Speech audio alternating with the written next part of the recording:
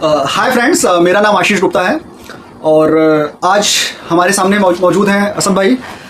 और असद भाई को मैं पिछले 15 सालों से जान रहा हूं, क्योंकि पहली बार जब मैं 2011 में चंडीगढ़ से लखनऊ आया था तो मुझे पहली बार जो है कमांड हॉस्पिटल में ड्यूरिंग वर्किंग मिले थे।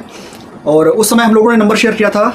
असद भाई उस समय शायद अबॉर्ड में थे आप 2011 में? एस्ट्राजेनेका। अच्छा, एस्ट्राजेनेका में थे। तो एस्ट्राजेनेका में थे और उसके बाद इन्होंने अवार्ड ज्वाइन किया और भी कंपनीज ज्वाइन किया। तो आज जो है बहुत ही रिक्वेस्ट के बाद आज असद भाई हमारे सामने मौजूद हैं। और असद भाई की प्रोफेशनल जर्नी ये रही है कि इन्होंने पिछले 18 साल के करियर में लगभग 1 करोड़ रुपए इन्होंने अर्निंग की है।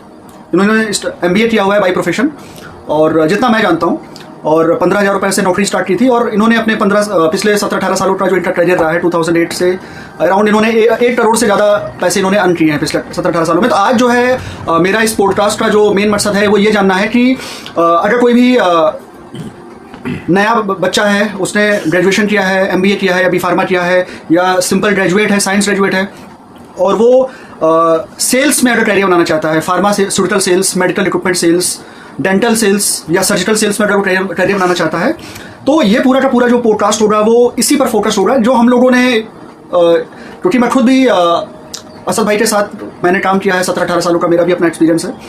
तो हम दोनों लोग मिलकर ही अपना जो है एक्सपीरियंस शेयर करेंगे। और ज़्यादातर क्वेश्चंस मैं असद भाई के एक्सपीरियंस से मैं सीखूंगा कि प्रोफेशनली जो है उन्होंने कैसे इतना अच्छा अचीव किया अपनी लाइफ में। और इसके अलावा मैं बेसिकली ये जानना चाहूँगा असद भाई से कि उनका अपना क्या एक्सपीरियंस रहा। तो असद भाई, स्वागत है आपका हमारे इस पॉडकास्ट में। और आज जो है मैं आपसे बात करने से पहले आपसे कुछ टफ क्वेश्चनों से स्टार्ट करूँगा, ताकि जो है ऑडियंस जो है अपना अटेंशन पूरा बनाए रखे इस पॉडकास्ट पे, और वो ये समझ पाए कि ये पॉडकास्ट जो है सिर्फ एक नॉर्मल पॉडकास्ट नहीं है, ये एक ऐसा पॉडकास्ट है जो कि एक लाइफ चेंजिंग पॉडकास्ट हो सकता है ऐसे ग्रेजुएट्स के लिए जिन्होंने अभी जस्ट ग्रेजुएशन कंप्लीट किया है या जो जॉब सर्च कर रहे हैं, ताकि वो ये समझ पाए कि अगर उनको किसी मल्टीनेशनल कंपनी में काम करना है, बड़ी से बड़ी मल्टीनेशनल कंपनी में 100-100, 200 साल पुरानी मल्टीनेशनल कंपनीज में काम करना है, अच्छे पैकेजेस पे जो है उनको अगर आगे अपने आप को लेकर आना है, वर्ल्ड टूर करना है, दुनिया घूमनी है, तो आज की जो बातें हैं वो समझना बहुत ही ज़रूरी है। तो असद भाई, आपसे जो है मैं पहला सवाल शुरू करता हूँ कि असद भाई, आपने फार्मास्यूटिकल इंडस्ट्री में भी काम किया है और अभी पिछले 10 सालों से आप डेंटल इंडस्ट्री में भी काम कर रहे हो। तो ऐसी कौन सी चीज़ें हैं फार्मास्यूटिकल इंडस्ट्री की या डेंटल इंडस्ट्री की, ऐसे कौन से राज हैं इस इंडस्ट्री की जो लोग, एक आम जनता जो है क्या बोलते हैं, जब किसी ऐसे सेल्स प्रोफेशनल को किसी डॉक्टर चैम्बर में देखती है या ऐसे इंडस्ट्री प्रोफेशनल्स को अगर वो डॉक्टर चैम्बर में देखती है तो वो उनको नहीं पता होता। ऐसे कौन से राज है इंडस्ट्री के जो लोग नहीं जानते, या कॉमन पब्लिक ऐसे राज को नहीं जानती है? अगर हम कॉमन बात करें कि जैसे सपोज दैट हम किसी डॉक्टर से मिलने जा रहे हैं, तो वहाँ जो पेशेंट्स हैं या स्टाफ है उनको ये नहीं पता है, उनको ये नॉलेज नहीं होती है कि मतलब हम लोगों का क्या सैलरी पैकेज रहता है और किस मल्टीनेशनल कितनी बड़ी बड़ी कंपनियों से हम लोग आते हैं। हाँ। तो वो हम लोग को एज ए सेल्स रिप्रेजेंटेटिव ही समझते हैं कि ये कंपनी से आए हैं, मिलना है डॉक्टर से, बट ये नहीं सोचते हैं कि जो भी नए रिसर्च होते हैं, ट्रायल्स होते हैं, जो डॉक्टर्स इतना बिजी रहता है पेशेंट्स को देखने में, तो उसको इतना टाइम नहीं मिलता है कि अभी मार्केट में क्या मतलब अपडेटेड रिसर्च है या ट्रायल्स हैं जो हम लोग उनको डॉक्टर्स को अवेयर करते हैं। या सपोज दैट नए मॉलिक्यूल्स आए हुए हैं तो उनके बारे में हम डॉक्टर को अपडेट करते हैं। डॉक्टर्स अवेयर होता है, लिटिल बिट अवेयर होता है, लेकिन वो अपने को उस मॉलिक्यूल से दूसरे मॉलिक्यूल में शिफ्ट करने के लिए सोचता है, तो उसको सोच को हम लोग कन्वर्जन करते हैं रिलेटेड टू मेडिकल रिसर्च और नॉलेज से। तो हम लोग एक तरीके से ऑफलाइन कम्युनिकेटर भी हो सकते हैं और नॉलेज अपग्रेडेशन करने के लिए भी हम लोग वर्क करते हैं, जिसमें से हम लोग CME प्रोग्राम्स वगैरह कराते हैं। तो हम लोग का रोल जो है वो एक कम्युनिकेशन कन्वे करने के लिए और डॉक्टर की नॉलेज को अपग्रेड इनहेंस करना रिलेटेड टू न्यू रिसर्च। अच्छा, क्या डॉक्टर्स को फ्री सैंपल मिलते हैं? हाँ, डॉक्टर्स को भी हम लोग फ्री सैंपल्स देते हैं, प्रोवाइड करते हैं कि सपोज दैट डॉक्टर साहब लाइक नया कोई प्रोडक्ट है या नया सैंपल है, कंपनी कहती है कि फ्यू ऑफ द पेशेंट्स पे आप सर ट्रायल करके देखें, यूज करके देखें, एंड देन फिर उसकी मतलब रिसर्च करें कि उसका कितना ब्लड प्रेशर कम हुआ है या फिर लिपिड प्रोफाइल कम हुआ है, तो लिपिड वगैरह ये चेक कर सकते हैं। जैसे कि अर्लियर अगर मैं अपने प्रोफेशन की बात करूं, मैं पहले रेनबैक्सी कंपनी में था स्टार्टिंग में, तो वहां पे एक मॉलिक्यूल आता था एटोरवास्टैटिन, स्टोरवॉस, तो वो एक उस टाइम पे बहुत ज्यादा बूम कर गया मार्केट में, सबसे अच्छा उसका रिजल्ट था, सब कुछ था, बट कुछ स्टडीज और आई, रिसर्च आई, बट रोजवास्टैटिन के बारे में, रोजवास वगैरह था प्रोडक्ट, तो उसमें शिफ्ट करने में डॉक्टर्स को थोड़ा सा टाइम लगा, क्योंकि वो they are satisfied from old molecules. So हम उनको रिसर्च बताया कि सर अगर आप पेशेंट्स में हायर डोज देंगे तो कहीं ना कहीं कॉम्प्लिकेशंस भी आएंगे, तो आप लोअर डोज में बेटर एफिकेसी और बेटर रिजल्ट देखने के लिए आप इसको ट्राई करें। Doctor now they shifted from old molecule to new molecule. So ये सारी कम्युनिकेशंस, ये सारा फॉलोअप, ये सारी चीजें एक मेडिकल हेल्थ केयर प्रोफेशनल करता है, डॉक्टर को अवेयर करता है और उनको नॉलेज अपग्रेड करता है। अच्छा असद भाई, मैं ये जानना चाहता हूँ कि लोग डेंटल ट्रीटमेंट करवाने जाते हैं और डेंटल क्लिनिक में जब घुसते हैं तो क्लिनिक टू क्लिनिक ट्रीटमेंट बड़े महंगे होते हैं। तो मैं ये जानना चाह रहा था कि डेंटल ट्रीटमेंट इतने महंगे क्यों होते हैं? क्योंकि पेशेंट जो है कई बार बोलते हैं कि यार मैं टटपुश कराने गया और वो इतना महंगा था, फिर मैं करवा ही नहीं पाया उसको। एक्चुअली अगर हम डेंटल की बात करें तो पेशेंट सोचता है कि डेंटल जो है वो सेगमेंट में बहुत ज़्यादा मतलब कॉम्प्लिकेटेड नहीं है, इजी है, और उसको बहुत ही कैजुअल अप्रोच में पेशेंट लेता है। अगर यही बात हम हार्ट का करें या लिपिड का करें या ब्लड का करें तो वहाँ प्राइमरी एक इन्वेस्टिगेशन होता है, उसके बाद देन डॉक्टर उसमें द मेडिकेशंस लिखता है, तो उसको एज ए सीरियस इंजरी समझ के, और पेशेंट जो है डेंटल में उसको सीरियस इतना नहीं लेते हैं। दे थिंक अबाउट इट कि ये बहुत ही कॉस्टली है। कॉस्टली होने का भी दो रीजन है कि मोस्ट ऑफ द प्रोडक्ट जो है वो इम्पोर्ट होते हैं, import from like out of the country से इम्पोर्ट होते हैं फॉर हायर टेक्नोलॉजी और प्रोडक्ट्स द क्वालिटी। और तो डेंटिस्ट में होता है कि उसमें एज ए बेस्ट क्वालिटी के प्रोडक्ट ही यूज होते हैं, उसमें जेनेरिक और पेटेंटेड नाम की कोई चीज नहीं होती है, मोस्टली इम्पोर्ट ही होते हैं प्रोडक्ट, क्योंकि अपनी कंट्री में ये सारी चीजें मैन्युफैक्चर अब स्टार्ट हुआ है little bit, but make in India concept से रिलेटेड होकर स्टार्ट हुआ है, बट उतना ज्यादा नहीं है जितना बाहर की कंट्रीज में डेंटल के प्रोडक्ट इम्पोर्ट होते हैं, तो उसमें एक्साइज ड्यूटी लगती है, ये सारी चीजें होती हैं। ओके, मतलब क्वालिटी में भी फर्क होता है? एग्जैक्टली, क्वालिटी में भी होता है। जो बाहर की कंट्रीज के जो प्रोडक्ट होते हैं उसमें उसका प्रॉपर तरीके से टीक्यूएम होता है, रॉ मटेरियल्स देखते हैं, क्योंकि वो कंपनियां जो होती हैं ऑलरेडी एस्टैब्लिश कंपनियां हैं जिनके प्रोडक्ट आते हैं, उसमें और R&D पार्ट भी होता है। अब अगर सपोज दैट इंडिया में कोई कंपनी स्टार्ट हो रही है तो उसका कोई R&D बेस अभी स्टार्टिंग में तो नहीं होगा, then the company will grow, they invest the part of R&D। So India में भी धीरे धीरे, मैं ही नहीं कहूंगा कि इंडिया में R&D नहीं होगी, but it's takes time. Asad भाई, आपने फार्मास्यूटिकल, बड़ी बड़ी फार्मास्यूटिकल इंडस्ट्री में भी काम किया हुआ है, एस्ट्राजेनेका, एबॉट और रेनबैक्सी जैसी कंपनीज में। मैं आपसे ये जानना चाहता हूँ एक ऑनेस्ट फीडबैक कि क्या ब्रांडेड मेडिसिन और जो जेनरिक मेडिसिन होती है, क्या उसमें वाकई में फ़र्क होता है? फर्क एग्जैक्टली फर्क होता है, बट हम उतना ज्यादा फर्क के लिए हाई पे करना, मतलब एज ए, अगर मेरी आप ओपिनियन माने या फिर मैं क्या सोचता हूँ, फर्क होता है। मॉलिक्यूल की इफिकेसी होती है, अच्छी होती है, बेटर होती है, सब कुछ होता है, but the cost is too much high. तो मेरी ओपिनियन है कि आप पेटेंटेड की जगह या महंगी कॉस्टली दवा की जगह आप अगर if you are able to pay, then you can buy the costly medicine और patented medicine. If you don't have the capacity, you are a middle man और like you are not able to afford the patented product, so आप generic लेके भी आपका treatment हो सकता है, आपको बेनिफिट मिल सकता है। But most of the vaccine होती हैं या कुछ हर केसेस में अलग अलग होता है, जैसे रेगुलर मेडिसिन है, डायबिटीज है, हाइपरटेंशन है, तो आप इसमें जेनरिक ले सकते हैं, कोल्ड है, फीवर है, जेनरिक ले सकते हैं। बट अगर आप कहें कि इलनेस, आपकी डिजीज बड़ी है, कैंसर है या कोई बड़ी बीमारियां हैं, तो आपको अच्छे प्रोडक्ट ही यूज करने पड़ेंगे फॉर द उसके जो साइड इफेक्ट्स होते हैं वो लिटिल बिट मिनिमाइज हो जाएंगे। So quality of the medicine critical care में ऑलवेज यूज होती है और हमें करना भी चाहिए। ओके, अच्छा सर भाई, आपने as a pharmaceutical sales representative भी काम किया, फिर आप मेडिकल इक्विपमेंट इंडस्ट्री में जैसे कि डेंटल इंडस्ट्री में भी आपने काम किया, और अभी आप एज अ ABM काम कर रहे हैं। तो एक नॉर्मल रूटीन क्या होता है, एक जो फार्मास्यूटिकल सेल्स रिप्रेजेंटेटिव होते हैं या एक डेंटल सेल्स प्रोफेशनल होते हैं, इनका एक नॉर्मल रूटीन क्या होता है दिन का? नॉर्मल रूटीन्स लाइक अगर हम बात करें फार्मा की, क्योंकि मैंने फार्मा में भी काम किया है, तो फार्मा में हमें एक तो एक्चुअली हमें अपने चैनल पार्टनर्स जो होते हैं, इंड कस्टमर्स होते हैं, इन सबको मैनेज करना होता है, इनसे मीटिंग्स करनी होती है, और ये भी देखना रहता है कि हमारा प्राइमरी बिलिंग, जैसे सपोज कंपनी से मैन्युफैक्चर हुआ गुड्स वो डायरेक्टली हमारे डिस्ट्रीब्यूटर, लॉजिस्टिक के थ्रू डिस्ट्रीब्यूटर तक गया। अब हमारे पास जो इन्वेंट्री है उसको लिक्विडेशन करना भी हमारी एक जॉब रिस्पॉन्सिबिलिटीज है। तो हमें सबसे पहले तो इन्वेंट्री मैनेजमेंट करना होता है कि हमारी प्राइमरी कितनी है, प्राइमरी मतलब जो हमारे स्टॉक जो हमारे डिस्ट्रीब्यूटर के पास आया है उसने बिलिंग करी है, एंड देन जो स्टॉक है वो डिस्ट्रीब्यूटर से जाके रिटेल शॉप पे जाए या फिर पेशेंट इंड कस्टमर यूज करे, तो that's called the secondary sale. तो हमें ये बहुत मैनेजमेंट करना पड़ता है, primary as well as secondary. तो हमारा प्राइमरी कस्टमर जो हुआ वो डिस्ट्रीब्यूटर हुआ, फिर देन हम लोग के क्लाइंट्स होते हैं। अब इसको लिक्विडेट करने के लिए हमारा जो डॉक्टर्स है वो प्रेस्क्राइब करेगा, लिखेगा, तो उसको हमें मीटिंग से अपॉइंटमेंट करनी होती है। फिर डॉक्टर समटाइम्स व्हाट हैपेंड क्या होता है कि डॉक्टर ने तो हमसे हमसे कन्विंस हो गया, उस डॉक्टर ने दवा लिखी, मेडिसिन लिखी, बट इन कस्टमर जो होता है रिटेलर्स उसके पास अवेलेबल नहीं है, तो डॉक्टर्स फिर उसको नहीं लिखता है कि ये अवेलेबिलिटी नहीं है। तो फर्स्ट ऑफ हमारी जॉब रिस्पॉन्सिबिलिटी है कि स्टॉकिस्ट से वो हमारे रिटेलर्स पे अवेलेबल हो स्टॉक, एंड देन फिर डॉक्टर को हम बताते हैं with the trials, with the knowledge, और उसको कॉन्फ्रेंस में एंगेज करके कि वो हमारा ये जो प्रोडक्ट है वो लिखना स्टार्ट कर दे, देन सेकेंडरी सेल स्टार्ट हो जाती है। पेशेंट ने बाई किया, हमारी सेकेंडरी सेल हो गई, और इस तरीके से हमें इन्वेंट्री मैनेजमेंट करनी होती है, फिर इसी से ही हमारी कंपनी को प्रॉफिट होगा। अच्छा, तो क्योंकि कंपनी को प्रॉफिट होने की बात हम लोग कर रहे हैं, तो ऐसी जॉब में सेल्स प्रेशर वगैरह भी होता है? एग्जैक्टली, सेल्स प्रेशर होता है कि आप suppose that first of all जैसे अगर कोई नया डिवीजन लॉन्च हो रहा है तो कंपनी को इतना आइडिया नहीं होता है कि अभी यहाँ से कितना रेवेन्यू, वो एक एनालिसिस करते हैं, एक रॉ एनालिसिस करते हैं कि ये इतना इतना टारगेट हम असाइन कर देते हैं। But with in a few years, like हम 1-2 मंथ की बात नहीं कर सकते, 6 months to 1 year takes time की कितना मार्केट का पेनिट्रेशन है, उस हिसाब से हमें अपना टारगेट सेट करने पड़ते हैं। तो एग्जैक्टली हमें मतलब प्रेशर्स होता है सेकेंडरी सेल्स के लिए और इन सारी चीजों के लिए। तो इसमें अब नाउ डेज हमें कहना नहीं चाहिए, अनइथिकल प्रैक्टिस भी हो रही है कि वी डम द स्टॉक, मतलब स्टॉक को हम distributor he is asking also some commissions और like in discounts from that order. So ये अनइथिकल प्रैक्टिस नहीं होनी चाहिए। कंपनी का प्रेशर इतना होता है कि लोगों की सैलरी से part of the salary is also invested in the primary pushing, so that should not be like happening. जैसे जो प्रेशर की आप बात कर रहे हैं, तो ये क्या ये प्रेशर जो है साल में एक बार आता है कि 6 महीने में आता है?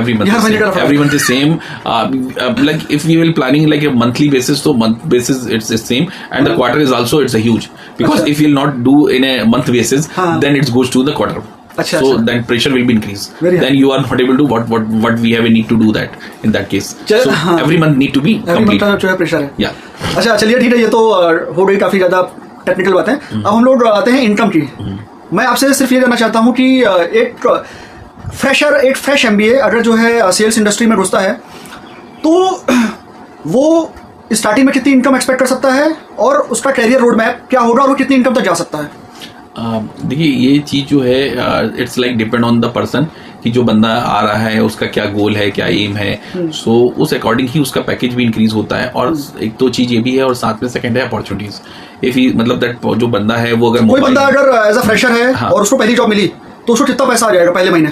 अब डिपेंड करता है कि कंपनी से स्टार्टिंग अगर आप बात करें तो 15,000 से लेके 30-35 तक। 15,000 रुपए तो आज तक कोई नहीं देता अच्छी कंपनी की बात। आई एम टॉकिंग अबाउट ये तो आज से 10 साल पहले नहीं, मैं बता रहा हूँ जो अभी स्टार्टिंग न्यू कंपनीज हैं या इंडियन MNC इंडियन कंपनीज हैं, छोटी कंपनी है, या एक ग्रुप ऑफ द पीपल्स ने स्टार्ट की है कंपनी, तो now they are giving the 15 to 20 बस मैक्स। इससे ज्यादा कोई MBA करके आ रहा है तो जाहिर सी बात है कि बड़ी कंपनीज में अप्लाई करना चाहेगा। बट आजकल इतना देखिए, आप नहीं करेंगे दूसरा करने के लिए तैयार है MBA वाला, तो आप ये मत बोलिए कि मतलब हमें इतना पैकेज। हाँ, इट्स डिपेंड ऑन कि अगर आपको कैंपस सिलेक्शन हो गया तो you will get in a good package in a pharma sectors और in that. If you will start initiate, so you will just take the vacancies from the market और somewhere else, and you are a fresher, you have to do that the job, and then you will change. तो जैसे कोई fresher है वो अगर इस industry में आना चाहता है तो उसको क्या क्या स्किल्स की रिक्वायरमेंट है? स्किल देखिए, इस इंडस्ट्री की अगर हम बात करें तो हमें अगर इवेल्युएट करते हैं कि इसमें क्या चीजें इंपॉर्टेंट है, सबसे पहली तो कम्युनिकेशन है कि आप हाउ टू कम्युनिकेट, आप कैसे कम्युनिकेट करते हो, ये मैटर करता है। सेकंड चीज है कि आपका बिहेवियर कैसा है। तो असद भाई, अब हम लोग शुरू करते हैं कुछ पेशेंट्स के लिए कुछ टिप्स, क्योंकि आपने डेंटल इंडस्ट्री में काम किया हुआ है और आप जो है थोड़ा सा जो है क्या बोलते हैं, आपसे पेशेंट के बारे में अगर मुझे अगर कोई पेशेंट का डेंटल ट्रीटमेंट के लिए जा रहा है तो मैं थोड़ा सा उन सब चीज़ों के बारे में जानना चाह रहा था आपसे। अच्छा, ये बताइए कि कभी भी आप कोई पेशेंट या डेंटिस्ट के पास जाता है तो उसको फीलिंग कब जरूरी होती है? फीलिंग्स, अच्छा, फीलिंग्स की बात कर रहे हैं। हाँ। एक्चुअली क्या है ना कि like what happened now days, मतलब अभी पेशेंट जो है वो अनहेल्दी फूड्स वगैरह खाते पीते रहते हैं, जैसे कि जंक फूड्स है, कोल्ड ड्रिंक है, तो और या तो 2 टाइम ब्रश भी नहीं करते, मॉर्निंग कर लेते हैं, इवनिंग नहीं करते। तो उससे क्या होता है कि हमारे टूथ के अंदर कैविटीज वगैरह हो जाती है।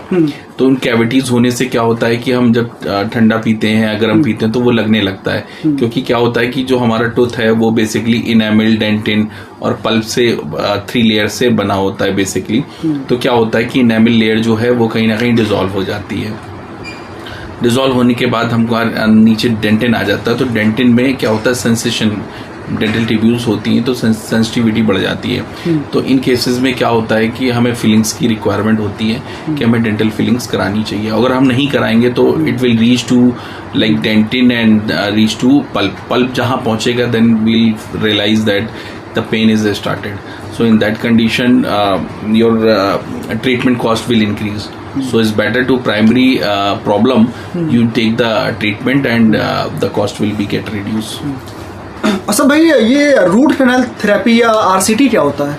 आरसीटी बेसिकली मैंने जैसे आपको बताया कि 3 पार्ट्स होते हैं, इनेमल, डेंटिन एंड पल्प, जिसको पल्प बोलते हैं, रूट्स बोलते हैं. तो इसमें क्या होता है कि लाइक अगर आप फीलिंग्स, जैसे आपने पहले पूछा फीलिंग्स, अगर हम फीलिंग्स नहीं कराएंगे तो हमारा डेंटिन एक्सपोजर हो जाएगा. डेंटिन एक्सपोजर होगा तो हमें सेंसिटिविटी फील होने लगेगी, और उसके बाद भी अगर हमने कैजुअल अप्रोच ली तो it will reach to pulp. अच्छा. और पल्प में जहाँ पहुंचेगा तो नर्व्स होती हैं, तो सेंसिटिविटी स्टार्ट हो जाती है.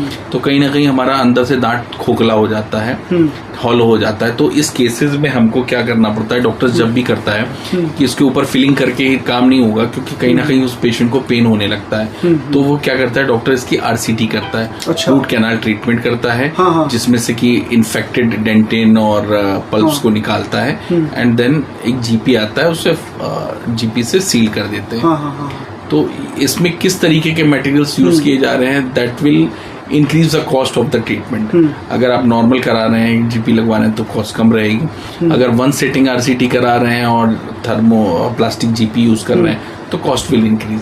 सो डिपेंड ऑन द पेशेंट की पेशेंट को किस तरीके का ट्रीटमेंट कराना चाहिए. चीजें. अच्छा, लोग जो है स्केलिंग की बात करते हैं, जब भी डेंटल ट्रीटमेंट के लिए जाते हैं तो अपने दांतों को थोड़ा सा चमकदार और जो है क्या बोलते हैं और वाइट करने के लिए, या जो क्या बोलते हैं ब्लैक पार्ट होता है या येलो पार्ट होता है, उसको हटाने के लिए लोग स्केलिंग करवाने की बात करते हैं. तो स्केलिंग का क्या सच है? मतलब स्केलिंग क्या करवाना अच्छा होता है, और या स्केलिंग के फायदे क्या है या नुकसान क्या है?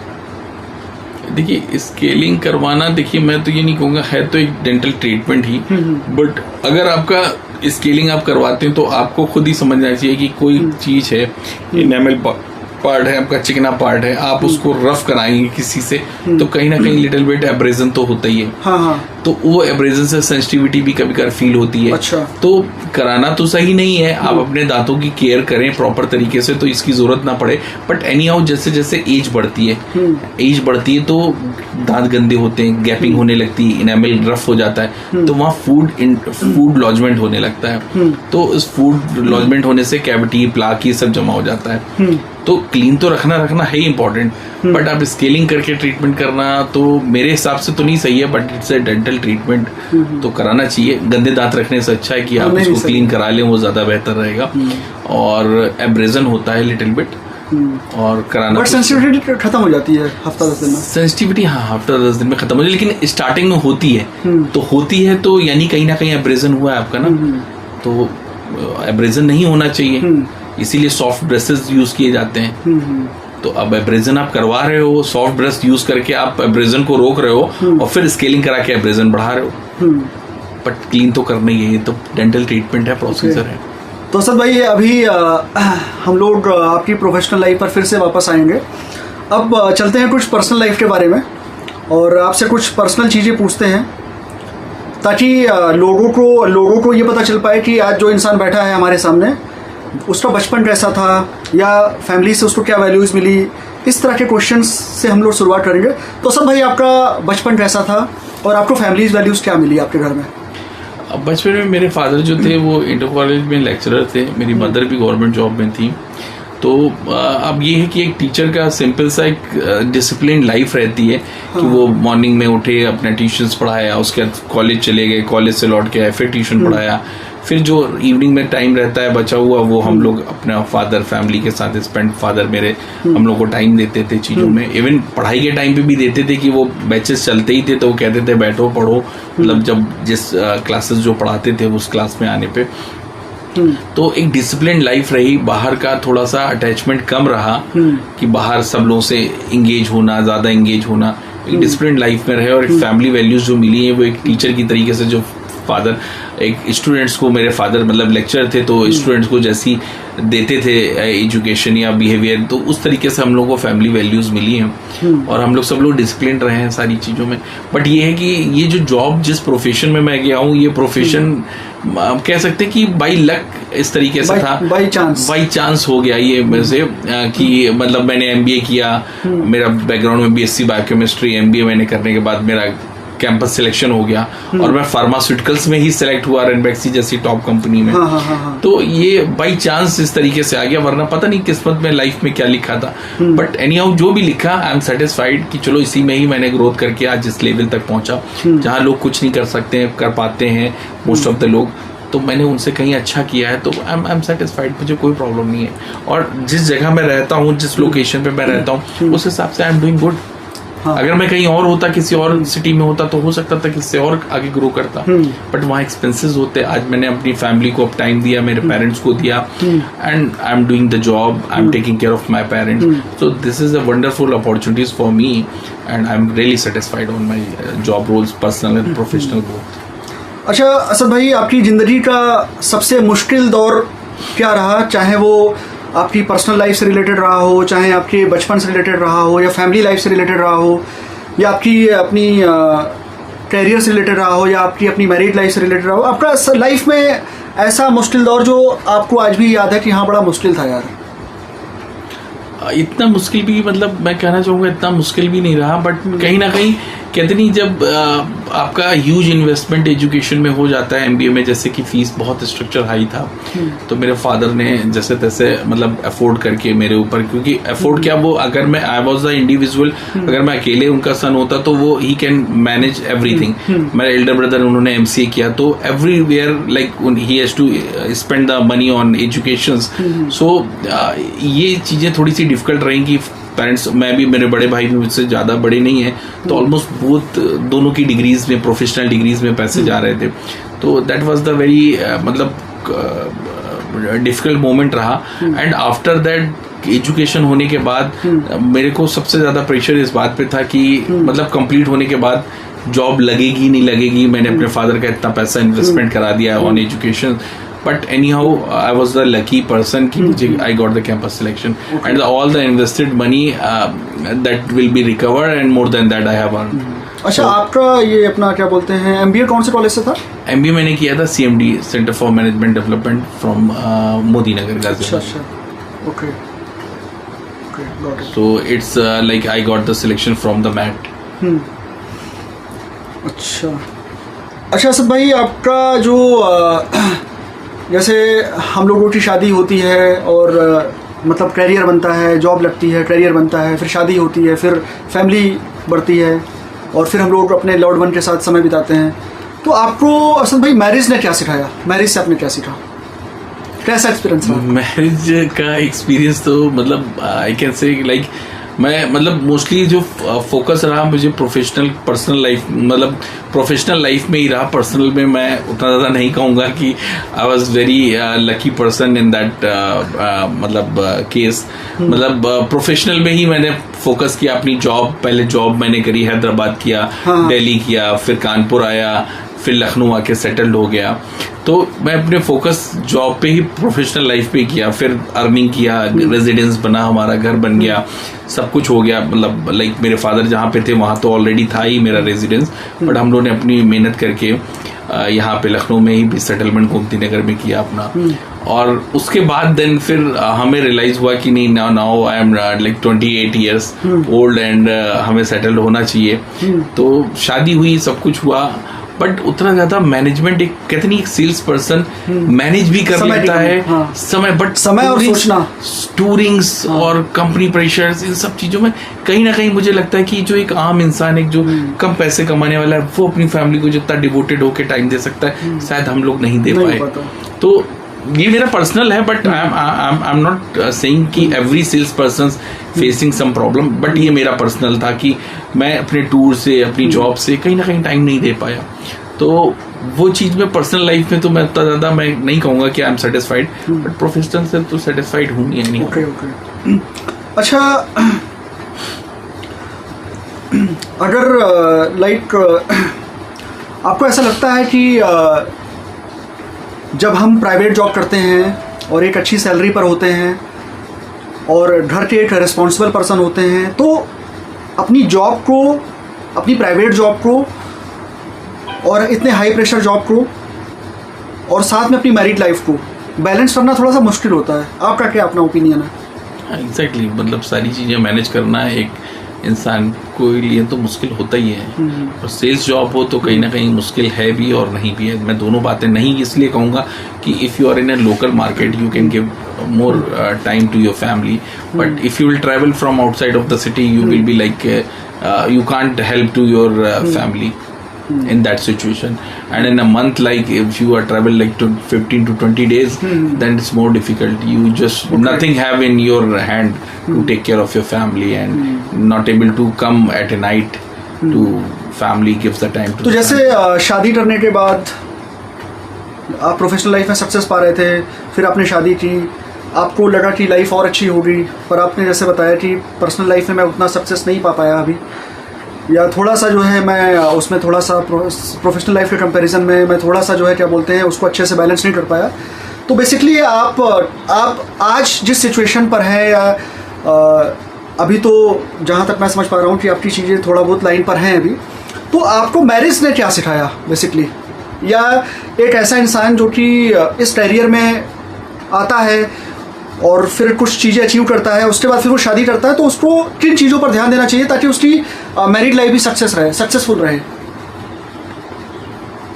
इसमें लाइक मैं यही कहना चाहूँगा कि like you have a need to give the time to your family anyhow. If you get the time on Sunday so then you will go outside with your family and give full of the times. You need to become like a robot.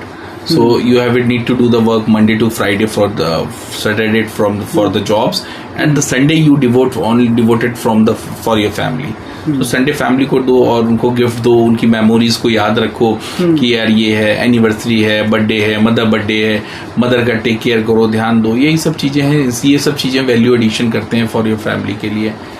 कि सामने वाला बंदा जो है he will not think about कि आप कितना कमाते हो, he will think about that कि आप हमको टाइम कितना दे रहे हो, कितना डिवोटेड हो फैमिली के लिए, मेरी मुसीबत पे काम आ रहे हो।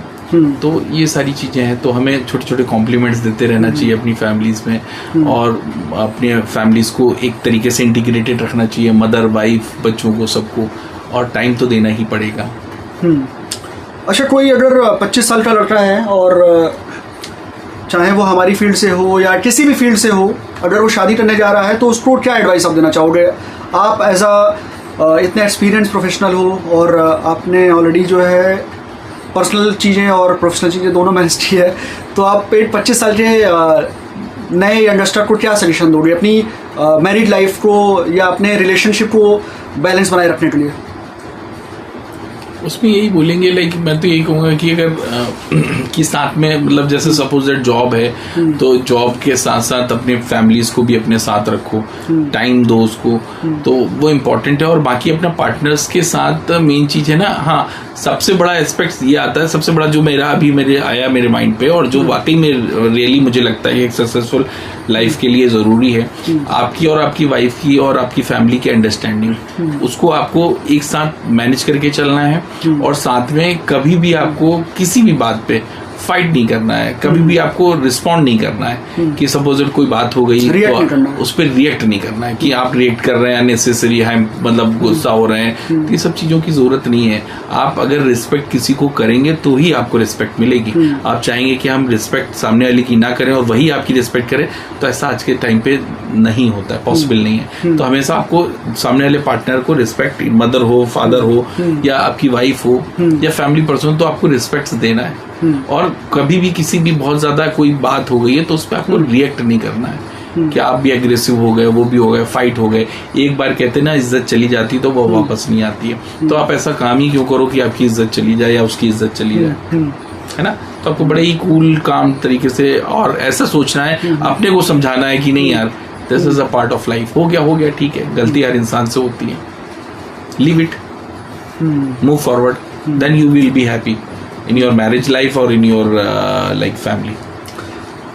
अच्छा असद भाई, अपनी पूरी ज़िंदगी में आपके माँ बाप, भाई बहन या कोई ऐसा गुरु या कोई ऐसा मेंटर, ऐसी कौन सी पर्सनल एडवाइस आपको किसी से भी मिली हो जो आपको आज तक याद है और जो आप हमेशा फॉलो करते हो लाइफ में? पर्सनल एडवाइस देखिए, लाइक अगर इसकी बात करें तो लोगों ने हमें एडवाइस दी है, बट कहीं ना कहीं वो एडवाइस उनके अकॉर्डिंग वो एडवाइस सही थी, बट मेरे अकॉर्डिंग वो एडवाइस हाँ हेल्प करी है, but that not the perfect advice.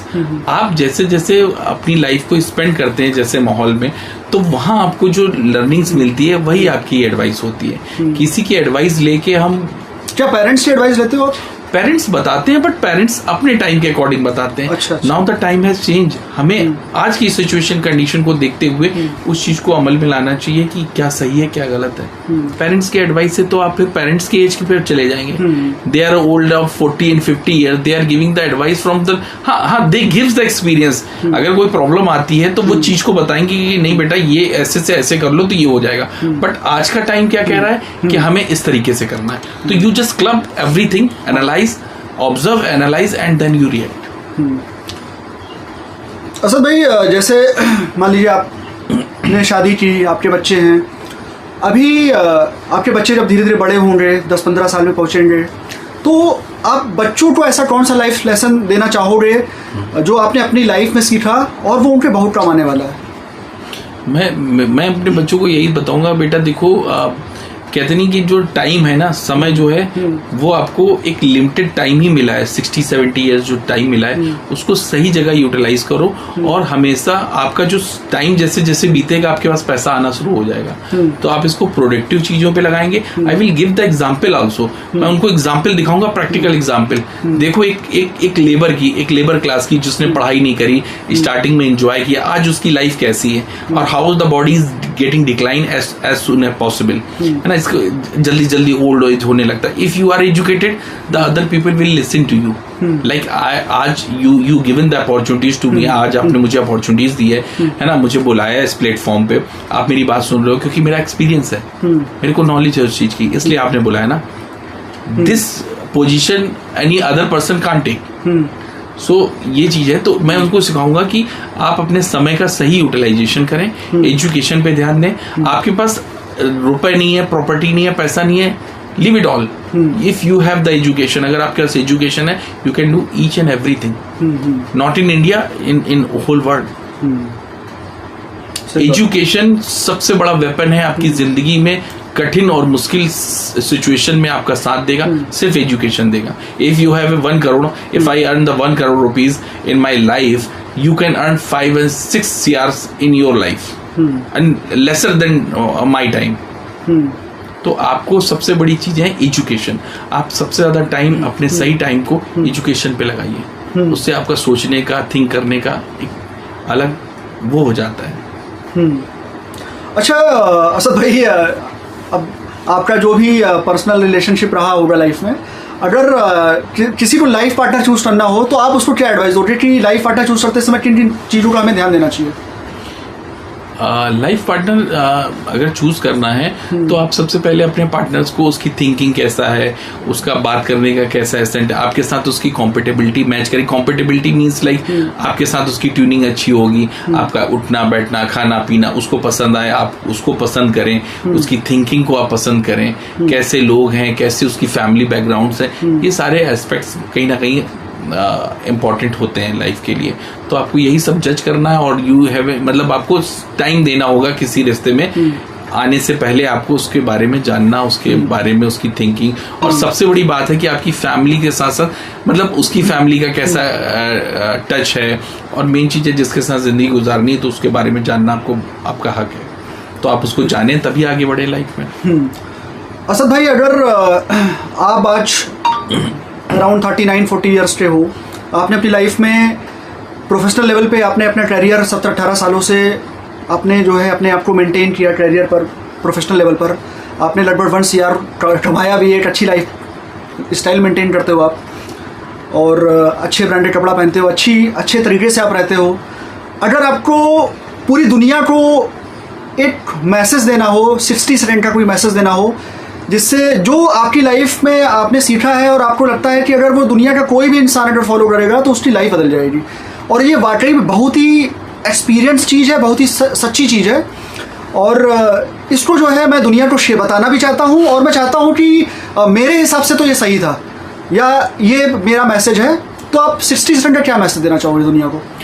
दुनिया को अगर हम बात करें कि 60 सेकंड का मैसेज, तो मैं यही कहूँगा कि अपनी लाइफ में ज़्यादा से ज़्यादा एजुकेशन को आप एजुकेशन करिए। और एजुकेशन वो वाली एजुकेशन नहीं कि आप किताबी आपने बुक्स पढ़ ली, नॉलेज हो गई, ठीक है, यू आर हैप्पी। अगर आप एजुकेशन को स्प्रेड करेंगे, दूसरों तक कन्वे करेंगे, तो वो एजुकेशन सबसे हेल्पफुल रहेगी। आपकी वैल्यू, आपको जिस जगह आप रह रहे हैं, जिन लोगों के बीच रहना, आपकी वैल्यू एडिशन होगी। सो किताबी bookish knowledge is not important. आपने जो पढ़ा है उसको कैसे आप अपनी प्रैक्टिकल लाइफ में, अपनी लाइफ में यूटिलाइज कर सकते हैं, आप वो करेंगे, वो सबसे ज्यादा। और सबसे बड़ी बात है कि आपने अपने समय को कैसे मैनेज करते हैं, टाइम मैनेजमेंट और टाइम की वैल्यू करना, वही आपकी लाइफ के लिए सबसे इंपॉर्टेंट है। उससे आपको पैसा, सब कुछ आपको लाइफ में मिल जाएगा। If you are educated, you can जज the problem of the people, उसके अकॉर्डिंग आप उनको रिस्पॉन्ड करें। एजुकेशन सबसे बड़ी चीज है, एजुकेशन और टाइम।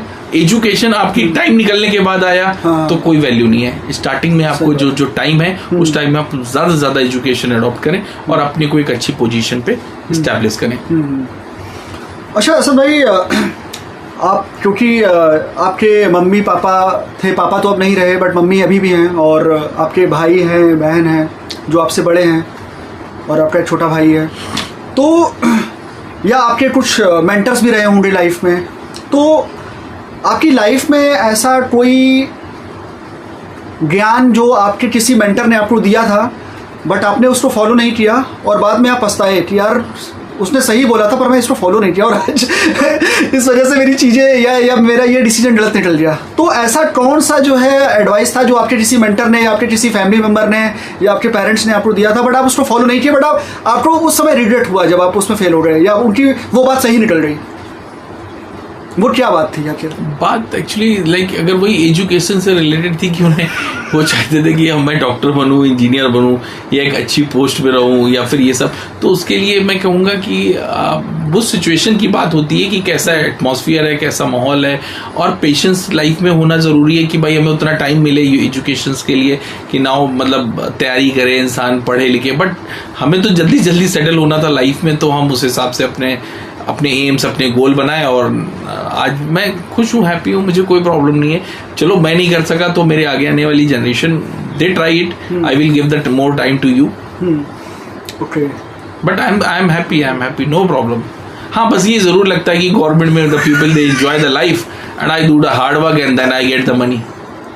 प्राइवेट में एंड द जॉब सिक्योरिटी नहीं होती, बट गवर्नमेंट में they enjoy the life. But enjoy करना ठीक है, वो उनके हिसाब से एंजॉयमेंट है, हमारे हिसाब से ये एंजॉयमेंट है। Hard work is enjoyment for me. ठीक है, बस इतना ही फर्क है, बाकी नथिंग एल्स। और I am feeling very happy कि मैं लखनऊ में रह के प्राइवेट जॉब कर रहा हूँ। If the people they have the government job in a village, so I am better than them.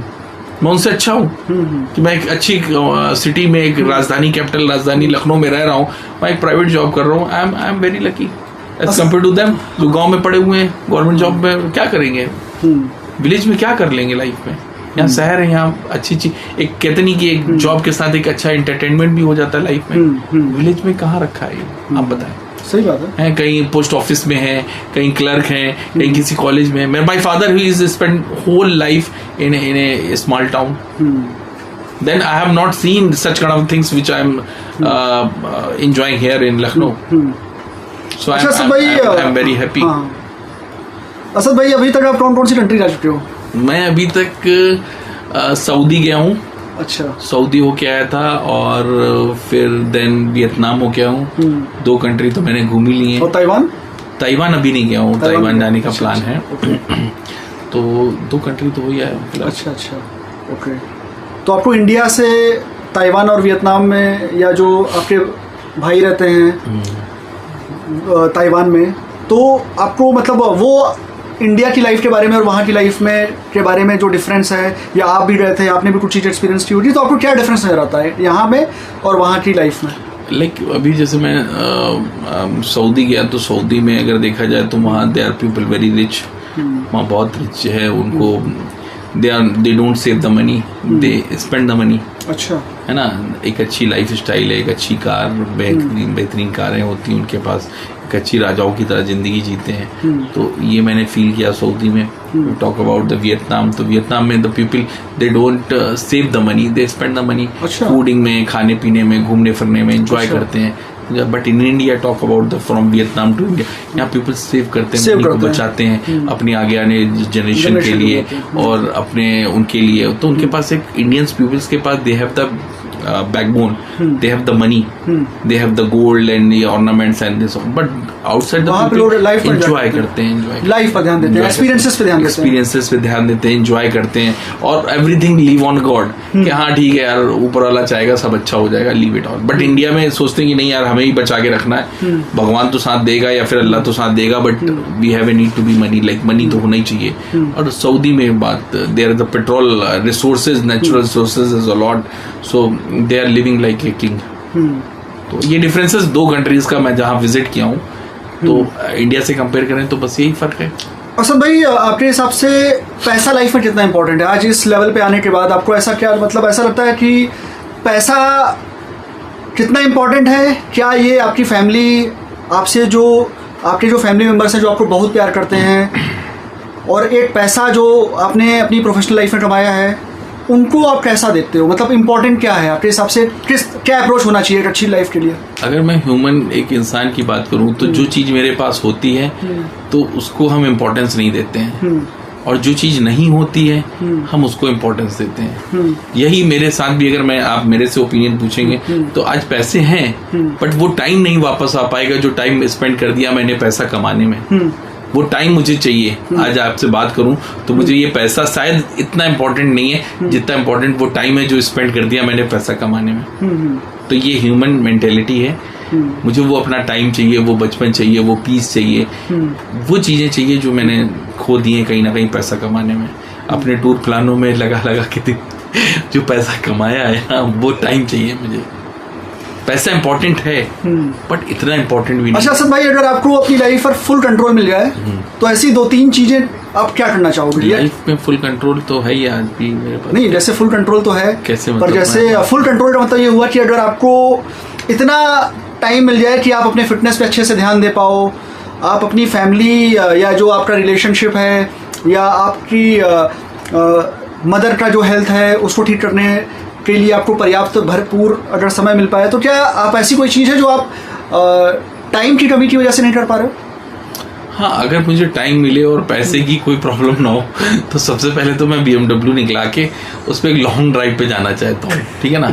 Long drive पे जाना चाहता हूँ और मेरे पास पैसा अगर अलॉट ऑफ, भाई देखिए जो टाइम मेरा जा रहा है वो कहीं ना कहीं पैसे के पीछे जा रहा है। पैसे के पीछे अगर पैसा अलॉट ऑफ हो जाए कि हाँ यार मैं अपनी होल लाइफ इवन कर सकता हूँ जितना कमाया, बट यार कहीं ना कहीं प्रॉब्लम आती है। वो पैसा जो रनिंग फ्लो में हर महीने अकाउंट में गिरते रहते हैं वो पैसे, वो अगर चलता रहे प्रोसेस विदाउट एनी वर्क, तो भैया मैं तो अपनी हेल्थ, जिम ज्वाइन करूंगा, अपनी फैमिली को टाइम दूंगा और एक बढ़िया सी गाड़ी निकला के लॉन्ग ड्राइव पे घूमूंगा फिरूंगा, एंजॉय करूंगा। बट आपको ऐसा नहीं लगता कि आपने जितना पैसा कमाया उसमें 80% आपने रियल एस्टेट इन्वेस्टमेंट में खर्चा कर दिया? वो मतलब मेरे फ्यूचर सिक्योर कर दिया, लेकिन पैसा तो इन हैंड जो कैश है वो तो है नहीं। बट एक प्रॉपर्टी भी हटाएंगे तो लाखों रुपए आ जाएंगे। But it's not a matter of कि मतलब मैं किसी चीज को हटाऊं, मैंने लिया है, परचेज किया है तो ठीक है यार, it will be carry forward from the next generation.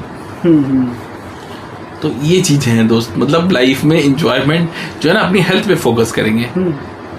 Time जा रहा है पैसा कमाने में, हेल्थ नहीं आ रही है। अच्छा, आपको आपने सेल्स इंडस्ट्री में काम किया हुआ, इतने सालों से आप काम कर रहे हैं, ऐसे मोमेंट्स कब आए जब आपको ऐसा लगा कि यार अब मैं छोड़ दूंगा, अब मैं बस छोड़ दूंगा भैया, मैं नहीं कर पाऊंगा? अब ये जो ऐसी फीलिंग जो आई आपको, वो बॉस की वजह से आई या फैमिली प्रेशर की वजह से आई या आपकी अपनी पर्सनल किसी प्रॉब्लम की वजह से आई? कभी आपको ऐसा लगा कि हाँ यार कि मतलब आप इतना फ्रस्ट्रेट हो गए कि लगा कि भैया मैं नहीं कर पाऊंगा, मैं छोड़ दूंगा? आपके जो तीनों फैक्टर है ना ये तीनों फैक्टर मेरी लाइफ में आए। अच्छा। कब ये है कि सब 1 by 1 आए, कभी कभार होता है तीनों फैक्टर एक साथ आ जाते हैं फिर छोड़ना ही पड़ता है। तो 1 by 1 आए हैं फैक्टर्स, ये सारे फैक्टर जो आपने बोले हैं ये सारे फैक्टर्स आए हैं। और मुझे यही लगता है कि इन फैक्टर्स आने पर आपको you have need to take some pause and take step back and jump fast and move on. Situation खराब होती है, इंसान खराब नहीं होता, जॉब खराब नहीं होती है। आपके मैनेजर खराब हो सकते हैं, कंपनी खराब नहीं हो सकती है। कंपनी खराब हो जाती है, मैनेजर अच्छे होते हैं, ये भी होता है। Sometimes the company is not good, company is planning to wind up the project, but the managers are good, they also lose the job. सही बात है। So situation is bad, you are not bad, you are always good. आप हमेशा अच्छे हैं। आप ये ना सोचें कि आपकी आज जॉब चली गई तो you are unemployed from whole life. You take some pause, think and jump again fast. Job you will get it, no problem. And one more thing, you are a human, you are not a robot, you are not a bike. कि daily you need to run the 50 or 60 kilometers. No, you are a human. You are not made, you are not आप पैदा नहीं हुए हैं जिंदगी में कि आपको पूरी लाइफ ही कमाना है. Why? You spend 5 or 6 years for yourself. सही बात. You understand my points? This is मतलब my thinking. I'm not saying कि सभी लोग ऐसा सोचें. नहीं, I'm not saying. But if you want to be happy, you take some pause from this hectic life. Think about your life, health. This is most important. आप रहेंगे तो ही तो जॉब रहेगी. सही बात. आप है ही नहीं तो जॉब कहाँ से रहेगी? असद भाई, आपकी लाइफ में आपका रोल मॉडल कौन रहा है जिसने आपको बचपन से लेके आज तक, जिसने आपको लाइफ में कुछ आपको जो है सिखाया हो या आपको किसी भी तरह से उसने हेल्प किया हो और आज उसको आप आज भी याद करते हो कि हाँ यार वो बड़ा सही इंसान था? रोल मॉडल की अगर बात करें तो भाई एक बच्चे के लिए और एक उसकी फैमिली में उसके पेरेंट्स ही रोल मॉडल होते हैं. वही एक अच्छी एजुकेशन फ्रॉम चाइल्डहुड टू उसके बड़ेपन तक एक एजुकेशन देते हैं. तो मेरे पेरेंट्स ही मेरे रोल मॉडल रहे हैं, जिसमें से सबसे बड़ा रोल तो मेरी मदर का रहा, then father. Both are important, but मतलब बोथ ने मुझे रोल मॉडल हैं. बट मदर ज़्यादा एक अटैच होती है अपने बच्चों से हर चीज़ में कि क्या प्रॉब्लम है क्या नहीं है. तो they are the role model for my life. हाँ, बट अदर्स पीपल्स में अगर बात करें तो बहुत से ऐसे हैं जिनकी स्टोरी है, उन्होंने they sacrifice for the life, whole life for the country. So ऐसे भी हैं रोल मॉडल. बट अगर बात करें एक बच्चे के लिए और एक मिडिल क्लास फैमिली के, तो उनके लिए रोल मॉडल उनके पेरेंट्स ही होते हैं. For me my parents is the role model. Okay. तो असद भाई, आपकी लाइफ में आपका कोई पुराना फ्रेंड या कोई पुराना बचपन का दोस्त जो आपसे आज भी टच में है या जिससे बात होती रहती है ऑन एंड ऑफ या रेगुलर बेसिस पे? दोस्त हैं टच में. देखिए, बचपन के दोस्त अलग थे, प्रोफेशनल दोस्त अलग हैं. अब ओल्ड एज में कौन से दोस्त बनेंगे, गॉड नोज. हो सकता है कि प्रोफेशनल वाले ही हमारे ओल्ड एज फ्रेंड्स बन जाएं.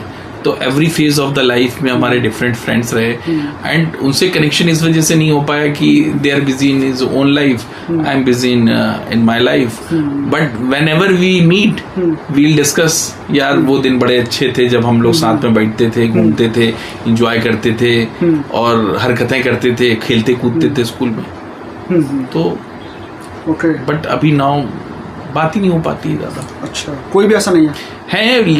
दे are add on this social network, but बात हो नहीं पाती क्योंकि he is an out of country and मैं यहाँ पे हूँ. तो अच्छा.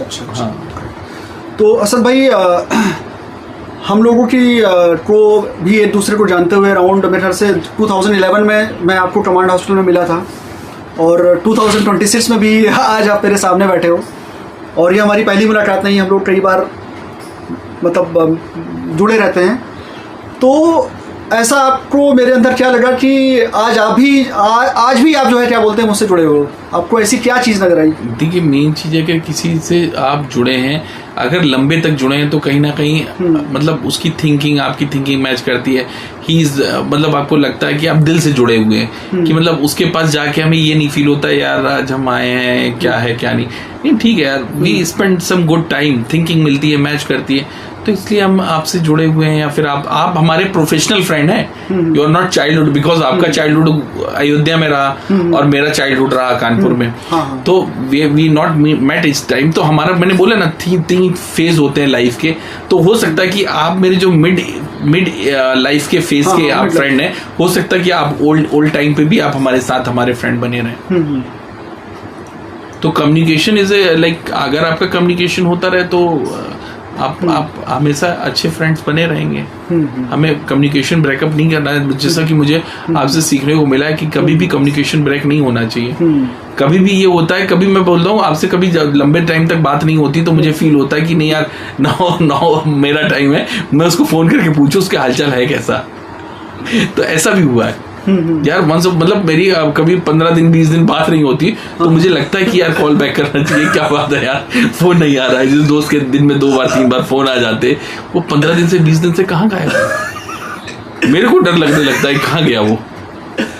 ऐसा होता है फीलिंग्स, जब आप किसी से रेगुलर टच में रहते हो वो गायब हो जाता है तो लगता है कहाँ गया भाई, पता कर लो उसके बारे में। तो मतलब आपको ऐसा, जैसे ये चीज हर 2 दोस्तों के बीच में या 2 कलीग्स के बीच में ऐसा नहीं होता है कि वो रेगुलर टच में रहते हैं। लोग आते हैं फिर एक समय के बाद वो चले जाते हैं, पर कुछ चीजें ऐसी होती है कि जो लोगों को लंबे समय तक जोड़े रहती है, क्योंकि आपके पास भी समय कम रहता है और आप अपनी लाइफ में भी बिजी हो, जॉब भी देखनी है, घर भी देखना है, बच्चे भी देखने हैं, वाइफ भी देखनी है, फैमिली भी देखनी है, तो और रिस्पॉन्सिबिलिटीज भी सारी आपके ऊपर है। तो ऐसी कौन सी चीज़ है कि कई बार माइंड में ऐसा आ जाता है कि यार आशीष को कॉल कर लेना चाहिए या उससे मिल लेना चाहिए या उससे बात कर लेनी चाहिए, तो हम लोगों को जोड़े रखने वाला ऐसी कौन सी कड़ी है जो आपको समझ में आती है कि हाँ ये चीज़ मैं कहूँ कि मतलब ऐसा धीरे धीरे, मतलब टाइम जैसे जैसे हम लोग का टाइम स्पेंड हुआ, हम लोग एक दूसरे से जुड़े, कुछ ऐसे मोमेंट्स होते हैं कि वो हमारे तो आपके सेम हो गए, है ना। आपने हमें एक सही advice the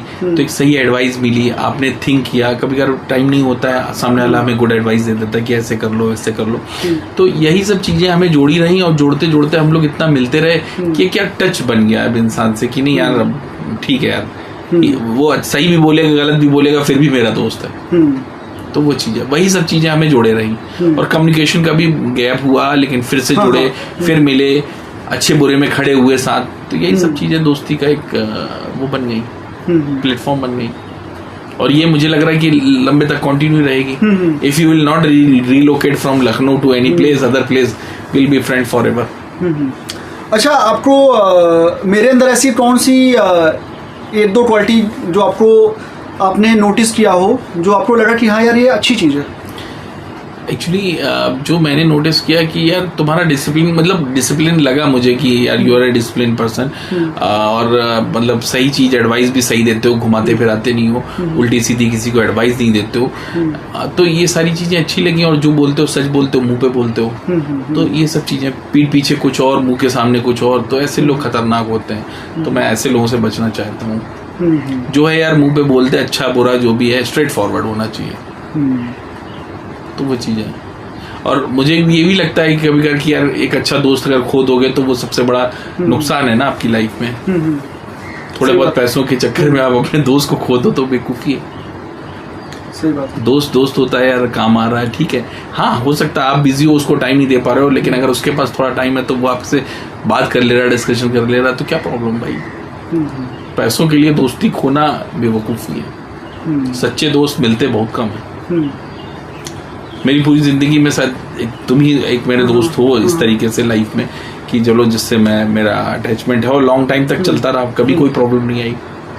but communication gap हुए बीच में, फिर हम लोग जुड़ गए। तो ये चीजें सही बात है। अगर आप मुझे कोई लाइफ की, अपने लाइफ के एक्सपीरियंसेस के हिसाब से अगर आप मुझे कोई एडवाइस देना चाहोगे तो क्या देना चाहोगे? तुम्हें एडवाइस देने के लिए वैसे सोचना पड़ेगा काफ़ी, क्योंकि मैं तुमसे एडवाइस लेके करता हूँ, बट सोचना पड़ेगा। मुझे ये लगता है, मतलब एज ए पर्सनल टॉक करूँ कि तो मुझे लगता है कि ठीक है यार, मतलब वैसे तुम यू आर वेल, मतलब मैच्योर देन मी, कि मुझसे ज़्यादा मैच्योर इन कंडीशंस में। मुझे लगता है परेशानियाँ, दिक्कतें तो आती रहती हैं लाइफ में। हमें ये रिजिड नहीं होना चाहिए कि नहीं यार वो इंसान ख़राब था, गलत था, और होल लाइफ हम उस पर सोचते रहें। नहीं, लाइफ में मूव ऑन करना चाहिए, आगे नया किसी के साथ सेटलमेंट करना चाहिए और सेटलमेंट करके आगे बढ़ना चाहिए। रिस्क होगा देखेंगे यार, अप एंड डाउन तो लाइफ में चलते रहते हैं यार। तो हमें आगे बढ़ना चाहिए, जिंदगी में आगे बढ़ना चाहिए ना। कब तक हम सोचते रहेंगे वो हुआ, ये हुआ, आगे हुआ, पीछे हुआ, छोड़ो, लीव इट ऑल।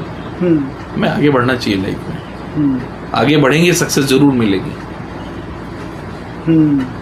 क्योंकि मेरी मदर कहती है कितना आगे बढ़ेगा, आगे खाइए, गिर जाएगा। बट नहीं, आगे बढ़ो, हो सकता है खाई के किनारे से कोई रास्ता मिल जाए। अगर हम उतनी ऊपर पढ़े चढ़ गए हैं तो हमें तो और आगे बढ़ना चाहिए। तो आपको ऐसा लगता है कि मैं बहुत ही मैच्योर्ड और मजबूत इंसान हूँ अंदर से, ऐसा महसूस होता है आपको? अच्छा, कैसे आपको ऐसा कैसे महसूस हुआ या कब महसूस हुआ कि यार ये बंदा जो है बहुत ही मैच्योर्ड है, बहुत ही मजबूत है, इंटरनली बहुत ही स्ट्रॉन्ग है, ये हालत मेंटली बहुत ही स्ट्रॉन्ग है? ये हालतों ने मजबूत बनाया है। ये आपने महसूस किया क्या कभी? हाँ बिल्कुल महसूस किया है। अच्छा, ये हालातों ने मजबूत बनाया, वरना आप ऐसे थे नहीं। आप तो एक सॉफ्ट इंसान थे, एक सॉफ्ट हार्टेड टाइप के, जो लोगों से घुल मिल जाता है, बात करता है। या हालातों ने ऐसा बना दिया मजबूत। पिछले 10 सालों में या पिछले 7-8 सालों में या पिछले 5 सालों में या पिछले 2 सालों में या पिछले 10 सालों में आपने मेरे अंदर क्या चेंजेस देखे? एकदम फ्रैंकली बताना, विदाउट फिल्टर। चेंजेस ये देखी कि जो मतलब कहते नहीं, जो फालतू की चीजें थी, जैसे मतलब फालतू की चीजों में हम लोग टाइम स्पेंड कर रहे थे। मैंने बोला ना कि जिंदगी में पैसे के पीछे भाग के और जिंदगी को स्पेंड करना, तो उन सब चीजों से आपने थिंक किया, मैच्योरिटी आ गई है आपकी लाइफ में, जो अभी मेरे अंदर नहीं आई है। मैं अभी भी उसी चीजों के पीछे भाग रहा हूँ जो चीजों के पीछे मुझे नहीं भागना चाहिए। तो आपके अंदर मैच्योरिटी आ गई है। ये कौन बोलता है? जिसे बोलते हैं ना जो बहुत ही मतलब साधु संत होते हैं, हाँ। तो उनके अंदर जो मैच्योरिटी आ जाती है, हाँ। ये मोह माया, ये सब चीजें व्यर्थ है, बेकार है, कोई काम की नहीं है। तो वो मैच्योरिटी वो आपने महसूस कर लिया? किसी ने आपने बोला है? नहीं, किसी ने बोला क्या, कौन बोलेगा? मतलब नहीं, मतलब किसी ने, मतलब भाई आपके मैं तो आपकी फैमिली में भी आता रहता हूँ, बड़े बुजुर्गों से भी मिलता रहता हूँ, लोग इतना कहाँ बोल पाएंगे। जो मैं बोल रहा हूँ वही वर्ड फाइनल वर्ड है। लेकिन हाँ ये है कि उसमें गलत नहीं है भाई। If you are able to earn sufficient money, then क्या जरूरत है इन सब चक्करों में भागा भागी में? क्या करोगे लाइफ में? नहीं, सही बात है। मर के चले जाओगे, बेड के नीचे तमाम पैसा पड़ा रहेगा, क्या करोगे वो सब चीजें? You are not able to enjoy your money, own money, other people will enjoy. सही बात। They also get whatever time you got from the God, they also get that time. So why they don't do the hard work and I will do the hard work for them? No need to do that. Enjoy yourself. ये word है लेकिन लोग कर नहीं पाते। Actually जब life में कोई इंसान अकेले बहुत सारा समय बिताता है, बहुत सारी प्रॉब्लम्स को लेके अकेले बैठा रहता है और उसको हेल्प करने वाला कोई नहीं होता, तो टाइम के साथ साथ वो उन प्रॉब्लम्स का सॉल्यूशन निकाल लेता है। जैसे एक फुल टाइम कैरियर को छोड़कर उन चीज़ों पर ध्यान देना जो लाइफ में रियली मैटर करती हैं। जैसे मुझसे जुड़े हुए जो लोग, जैसे आप हो गए या ये लड़का हो गया, मैंने गिव अप नहीं किया कि छोटी सी बात पर जो है रिलेशनशिप को ख़त्म कर दूँ। तो मुझे लगता है कि जब आपके पास टाइम होता है, फुल टाइम होता है रिलेशनशिप पर ध्यान देने का, तो आप गिव अप नहीं करते हो, आप उसको बनाने की कोशिश करते हो लास्ट टाइम तक, जब तक आपको ये महसूस ना हो जाए कि अब ये नहीं हो सकता, अब ये जोड़ा ही नहीं जा सकता, इसको जोड़ने से नुकसान होगा। तो सबसे बड़ी चीज़ है जब आप पैसे फुल टाइम, जो 10-12 घंटे आदमी पैसे के पीछे जो जॉब करता है ना, वहाँ से जब आदमी शिफ्ट होता है उन चीज़ों पर ध्यान देने के लिए कि जो उसकी लाइफ में रियली इंपॉर्टेंट है, तब जो है क्या बोलते हैं, वो इन सब प्रॉब्लम्स और सॉल्यूशन कर पाता है। वो गिव अप नहीं करता, फिर वो हर प्रॉब्लम का सॉल्यूशन निकालने की कोशिश करता है लास्ट टाइम तक। तो मुझे ऐसा लगता है कि मैंने जब एक फुल टाइम करियर को छोड़ा तो मैंने अपनी कुछ प्रॉब्लम्स को जो है इसी तरह से सॉल्व किया, मैंने गिव अप नहीं किया, उसको लास्ट टाइम तक मैंने जोड़ने की कोशिश की। इसीलिए अब कई बार आपने बोला कि वो बहुत ही छोटी छोटी चीज़ों पर ध्यान देता है, तो सिर्फ यही रीज़न है कि फुल टाइम जो है क्या बोलते हैं करियर 50-60-70 हज़ार रुपये नहीं कमा के छोटी छोटी चीज़ों पे ध्यान देना चालू किया। और रिलेशनशिप में सबसे ज़्यादा चीज़ें यही मैटर करती है। वैसे तो मुझे ऐसा महसूस होता है कि रिलेशनशिप में आदमी जो है 25 साल 28 साल में किसी फीमेल से जुड़ता है। मैं जो मानता हूँ पर्सनली, क्योंकि मेरे मम्मी पापा की शादी भी 17-18 साल की उम्र में हो गई थी, तो मैं ऐसा मानता हूँ कि या तो कोई फैमिली फ्रेंड हो, कोई फीमेल बचपन से आपको जानती हो, आप ऐसी फीमेल से शादी कीजिए, वो भी कम उम्र में शादी कीजिए, under the guidance of your parent. मैं ऐसा मानता हूँ कि आपने 18, 19, 20, 21, 22 साल में शादी कर ली और आप उसको पहले भी जानते थे और आपने शादी की और आपके पास एक ऐसे पेरेंट्स मौजूद हैं जो कि आपके डिफिकल्ट टाइम में आपको हेल्प करेंगे, वो दोनों को सपोर्ट करेंगे और दोनों को सही रास्ता दिखाएंगे। तो ऐसे रिलेशन बहुत ही मजबूत बनते हैं over the period of time, as compare to आप 30 साल में शादी कर रहे हो और किसी भी अननोन इंसान से मिलके शादी कर रहे हो, तो वो थोड़ा सा जो है क्या बोलते हैं, मेरे लिए मैं ऐसा मानता हूँ कि वो रिलेशनशिप अगर थोड़ा सा भी डिफिकल्ट हो जाता है तो वो चलाना थोड़ा सा मुश्किल हो जाता है, क्योंकि 18 साल से 25 साल या 14 साल से 25 साल तक की जो उम्र होती है वहाँ पर आदमी थोड़ा सा इमोशनल होता है, वो सच्चे प्यार पे विश्वास करता है। पर 28-30 साल के बाद वो सच्चे प्यार पे विश्वास नहीं करता, क्योंकि अगर 1-2 बार भी रिलेशन टूट गया तो कहीं ना कहीं फिर वो ऐसा महसूस करता है कि यार प्यार व्यार कुछ नहीं होता है। तो मुझे ऐसा लगता है कि मतलब मैं ऐसा मानता हूँ कि शादी कम उम्र में भी हो जानी चाहिए, but under the guidance of your parents या under the guidance of your mentor. तो ऐसे केस में जो है क्या बोलते हैं, ये तो मैं आपको इंटरप्ट करना चाहूंगा कि ये आपने जो बोला ये है मेरा अपना पर्सनल, ये आपका पर्सनल एक्सपीरियंस है, बट ऐसे बहुत से एग्जांपल हैं जिसमें एज मैटर नहीं करता है, ठीक है ना। तो बहुत से ऐसे केसेस हैं, मैं एग्जांपल भी दे दूंगा सेलिब्रिटीज का। और रही बात जिनके पेरेंट्स नहीं होते, तो क्या उनकी सक्सेसफुल मैरिज नहीं होती है?